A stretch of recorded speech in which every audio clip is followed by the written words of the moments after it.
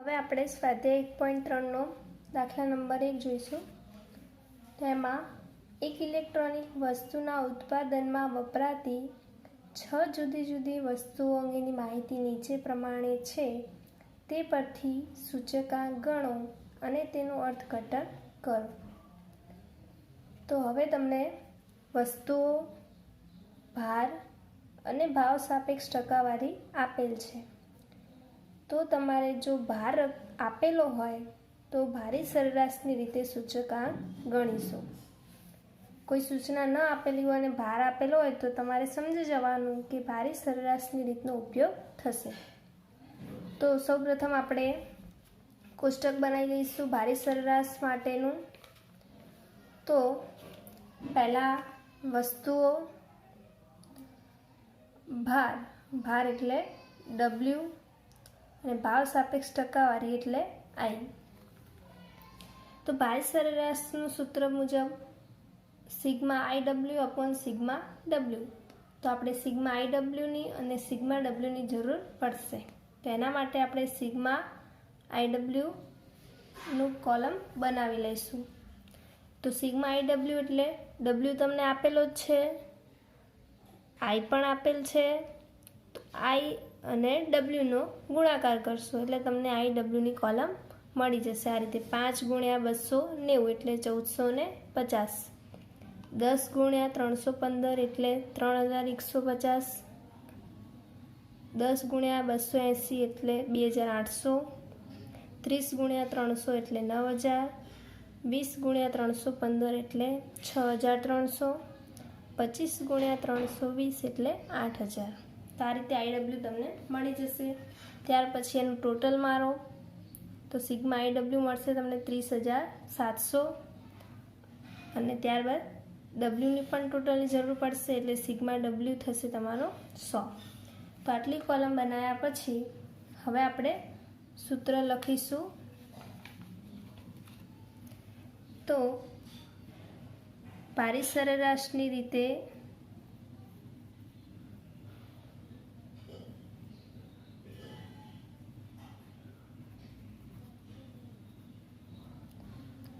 સૂચકાંક બરાબર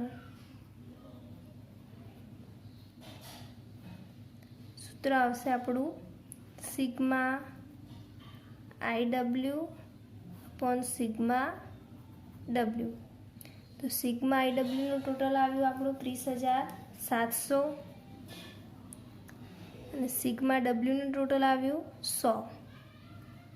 તો આન્સર આવશે 307. હવે એનું અર્થઘટન કરવાનું છે. તો અર્થઘટન એટલે વધારો કે ઘટાડો. તો અહીં આપણે અર્થઘટન લખીશું.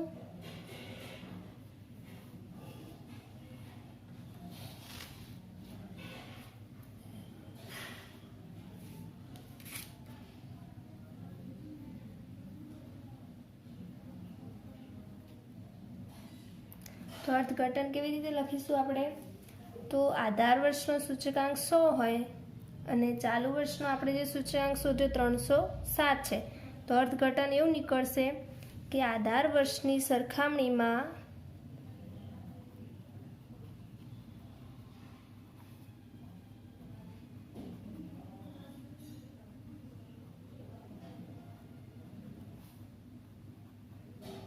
ચાલુ વર્ષમાં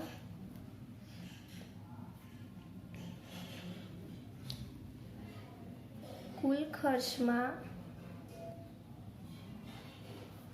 કેટલા ટકા વધારો થશે?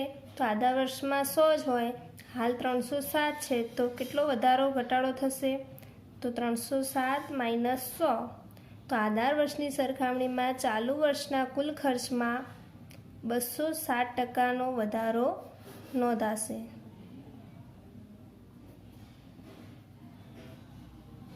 તો આ રીતે આપણે અર્થઘટન કરી શકીએ.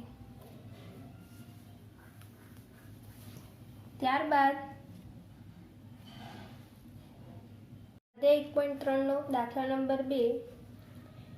એક ફર્નિચરની બનાવટની વસ્તુના ઉત્પાદનમાં વપરાતી 6 જુદી જુદી વસ્તુઓ અંગેની માહિતી નીચે પ્રમાણે છે. તે પરથી વર્ષ 2014ના આધારે વર્ષ 2015નો સૂચકાંક ગણો અને તેનું અર્થઘટન કરો. જેમાં વસ્તુઓ, ભાર, 2014નો ભાવ અને વર્ષ 2015નો ભાવ આ તમને આપેલ છે. તો સૌપ્રથમ આપણે વસ્તુઓ, ભાર એટલે W કહી શકીએ. તો ભારની કોલમ, હવે વર્ષ 2014નો ભાવ અને વર્ષ 2015નો ભાવ. તો આધાર વર્ષ આપણું 2014 છે. તો આધાર વર્ષ એટલે 0, ચાલુ વર્ષ એટલે 1. તો આધાર વર્ષનો શું કીધું? ભાવ. તો P અને 2015નો ભાવ એટલે P. તો આ રીતે આધાર વર્ષનો ભાવ એટલે P0 અને ચાલુ વર્ષનો ભાવ એટલે P1. તો આ રીતે તમારે યાદ રાખવાનું. આધાર વર્ષ હોય તો P0 અને ચાલુ વર્ષ હોય તો P1. હવે આમાં પણ ભારિત સરેરાશની રીતનો ઉપયોગ થશે. તેના માટે આપણે IWની જરૂર પડશે. તો IW માટે આઈની જરૂર પડશે. તો આઈ તમને આપેલ નથી. તો P1/P0 ગુણ્યા 100.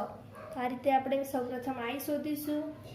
ત્યાર પછી આપણે આઈ અને ડબલ્યુનો ગુણાકાર કરશું એટલે તમને IW મળી જશે.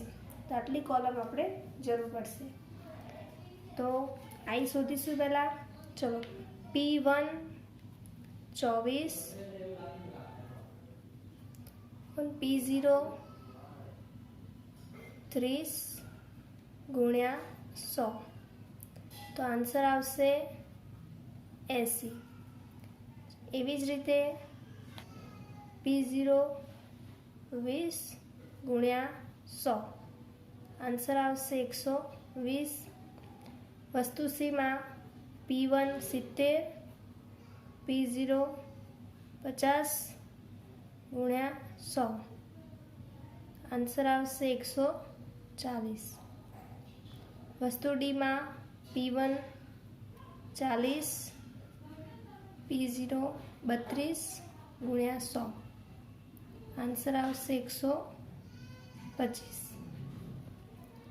વસ્તુ ઈમાં P1 48, P0 40 ગુણ્યા 100.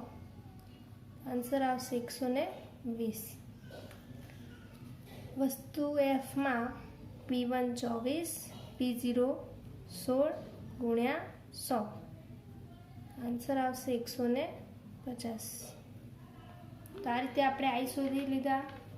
હવે આઈ શોધ્યા પછી આપણે શું કરશું? IW એટલે આઈ અને ડબલ્યુનો ગુણાકાર એટલે IW મળી જશે.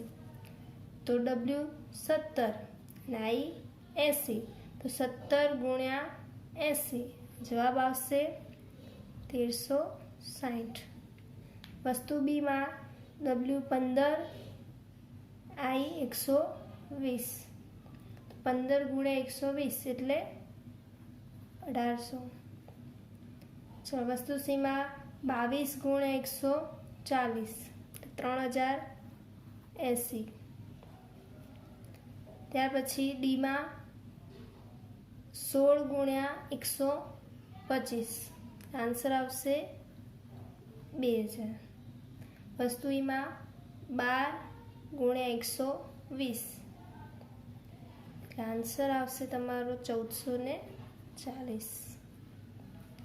ચલો, વસ્તુ એફમાં ભાર 18, આઈ આવ્યો 150. તો 18 ગુણ્યા 150 એટલે 2700. તો આ રીતે આપણને IW મળી જશે. હવે IWનું શું કરશું? ટોટલ. તો સિગ્મા IW મળશે આપણને 12380. IWની જરૂર પડશે અને Wની જરૂર પડશે. તો સિગ્મા W મળશે 100. આ એની આપણને જરૂર પડશે. હવે આપણે સૂત્ર મૂકીને દાખલો ગણીશું. તો ભારિત સરેરાશની રીતે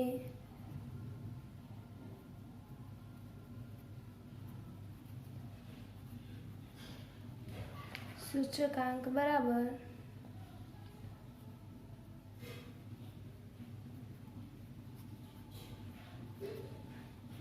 sigma IW upon sigma W। तो सिग्मा IW મળે આપણને 12,380,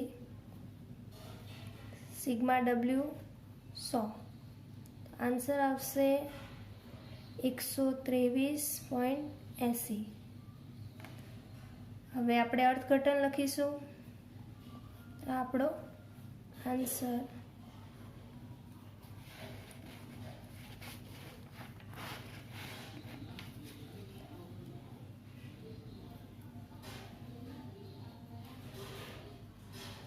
અર્થઘટનમાં આધાર વર્ષ 2014ની સરખામણીમાં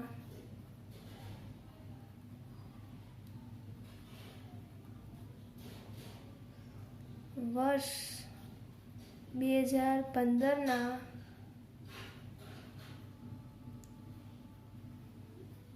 ભાવના સૂચકાંકમાં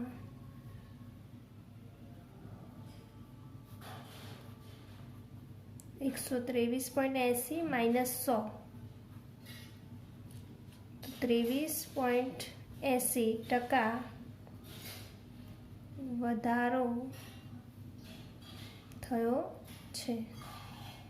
આ રીતે વધારો કે ઘટાડો આપણે લખવાનો, એ આપણું અર્થઘટન। તો આધાર વર્ષની સરખામણીમાં વર્ષ 2015માં ભાવમાં સૂચકાંકમાં 23.80% વધારો નોંધાયો છે। તો આ થયું આપણું અર્થઘટન।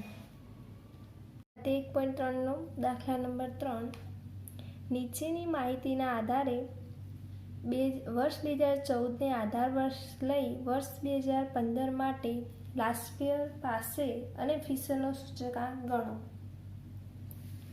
તો હવે સૌપ્રથમ આપણે રકમમાં P1, Q1, P0, Q0 નક્કી કરી લઈશું। તો 2014 આધાર વર્ષ છે, 2015 ચાલુ વર્ષ છે। તો Q એટલે ક્વોન્ટિટી, તો આપણે એને જથ્થો એટલે Q, ભાવ એટલે P। તો આ રીતે પહેલાં આપણે નક્કી કરી દઈશું કે આ બે ભાવ છે એટલે P અને જથ્થો એટલે Q। હવે જોવાનું આધાર વર્ષ કયું 2014, તો આધાર વર્ષ માટે શું હોય 0, તો Q0 અને P0। 2015 ચાલુ વર્ષ છે તો આ Q1 થશે અને આ P1 થશે।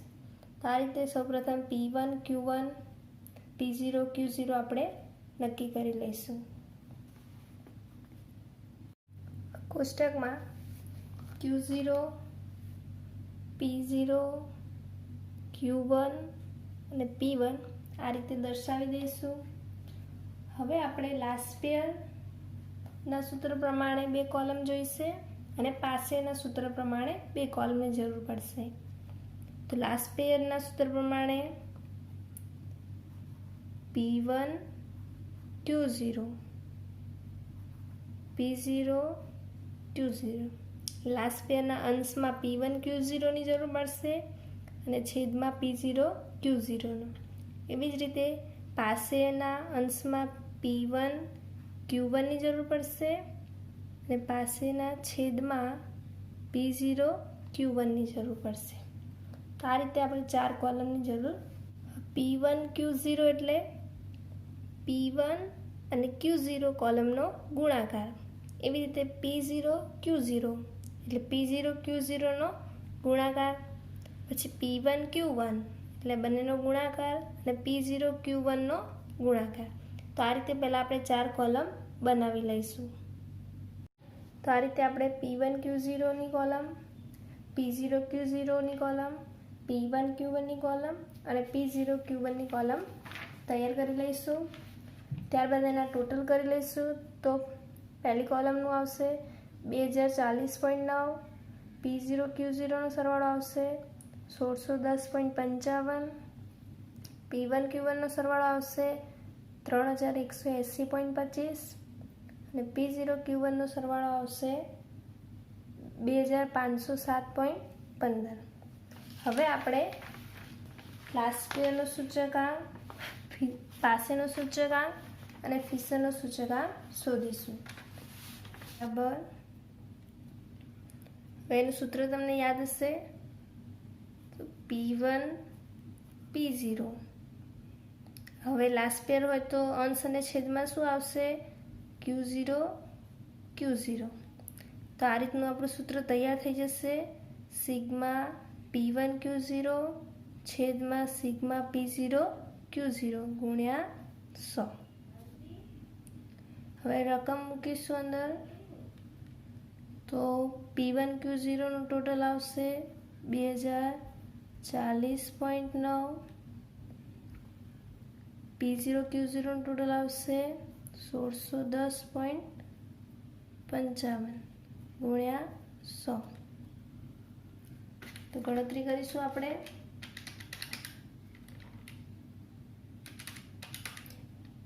2040.9 ભાગ્યા 1610.55 ગુણ્યા 100. તો આન્સર આવશે તમારો 126.72. તો આ મળી ગયો લાસ્ટ પેયરનો સૂચકાંક. હવે શોધીશું આપણે પાસેનો સૂચકાંક.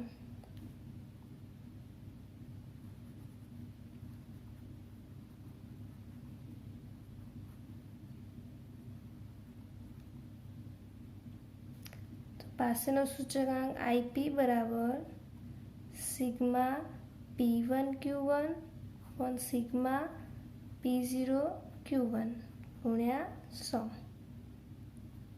પાસેમાં યાદ રાખવાનું, અંશ અને છેદમાં Q1નો ઉપયોગ થશે, જ્યારે લાસ્ટ પેયરમાં Q0નો ઉપયોગ થશે. કિંમત મૂકી દઈશું. સિગ્મા P1 Q1નું ટોટલ આવ્યું હતું 3180.25 અને P0 Q1નું ટોટલ આવ્યું હતું 2507.15 ગુણ્યા 100. ગણતરી કરીશું. 3180.25 ભાગ્યા 2507.15 ગુણ્યા 100.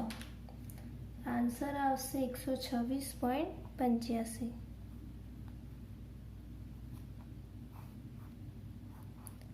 લાસ્ટ પેયર અને પાસેનો સૂચકાંક મળી ગયો. તો હવે આપણે ફિશરનો સૂચકાંક શોધીશું.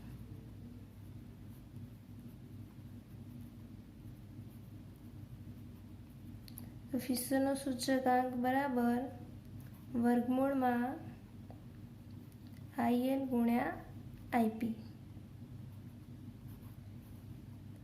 તો ILની કિંમત મળી આપણને 126.72 ગુણ્યા IP એટલે પાસેનો સૂચકાંક મળ્યો આપણને 126.85. હવે બંનેનો ગુણાકાર કરીશું. 126.72 ગુણ્યા 126.85. ગુણાકાર આવશે 16074.432. વર્ગમૂળ નીકાળીશું તો આન્સર આવશે 126.78. તો આ મળી ગયો આપણો ફિશરનો સૂચકાંક. ઓકે, તો આ રીતે તમને ફિશરનો સૂચકાંક મળી જશે. આપણી પાસે લાસ્ટ પેયર અને પાસેનો સૂચકાંક શોધેલ છે, માટે આપણે વર્ગમૂળવાળા સૂત્રનો ઉપયોગ કરીશું.